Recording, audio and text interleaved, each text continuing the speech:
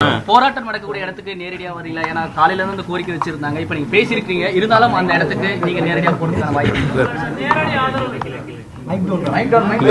எங்களுடைய ஒரே கோரிக்கை இப்போ முதல்வர் அவர்கள் இந்த கிரவுண்ட் லெவல்ல போய் பார்த்து பேச சொல்லி தான் இங்க 2 பேர் அனுப்பியிருக்காங்க.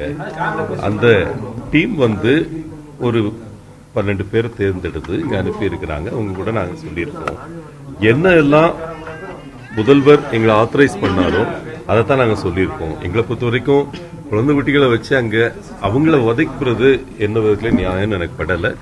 ஏன்னா முதல்வர் அவர்கள் கண்டிப்பாக அடுத்த நாள், அதாவது இன்னும் 24 மணி நேரத்தில் அவங்க அந்த அறிக்கையை ரெடி பண்ணி அவங்க, ஏன்னா ஒரு முதல்வர் கொடுக்குறப்ப அதுக்கு ஒரு லீகல் கமிட்மெண்ட் இருக்கு. அவங்க ஊரெல்லாம் அதை செய்ய முடியாது. அது அவங்களுக்கு அந்த டயத்தையா நீங்க கொடுக்கணும். 2 சீனியர் மினிஸ்டர்ஸும் இப்போ உங்கள்கிட்ட பேசியிருக்கோம், அந்த போராட்ட குழுட்ட பேசியிருக்கோம். அந்த உங்க ஊடகம் மூலமாக அங்கே ஆர்ப்பாட்டம் அந்த போராட்டத்தில் ஈடுபட்டு இருக்கிற எல்லாத்தையும் நான் சொல்ற விஷயம் ஒன்று தான்.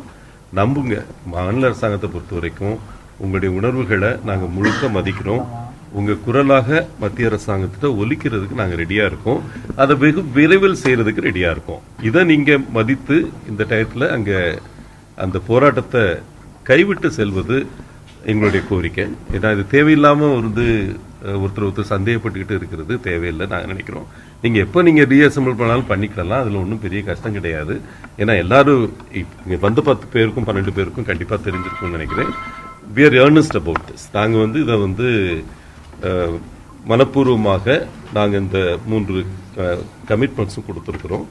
அது பிரதமரையும் ஜனாதிபதியும் சந்திக்கிறதுக்கு எம்பிக்கள் அனுப்புறதும் சரி, ஒரு சிஎம்முடைய அறிக்கை மிக தெளிவாக இது சம்பந்தமாக தர்றதும் சரி, அது போக அந்த ஆர்டினன்ஸ் கொண்டு வர்றதுக்கு அழுத்தம் தருவது, அந்த அமெண்ட்மெண்ட் பில்லை கொண்டு வர்றதுக்கு என்ன செய்யணுமோ அதை உடனே நாங்கள் செய்யறதுக்கு ரெடியா இருக்கோம். அவங்க ஒருவேளை மூவ் பண்ணலாம், நாங்களே கூட மூவ் பண்றதுக்கு எங்களால் முடியும். அதையும் கமிட் பண்ணியிருக்கோம்.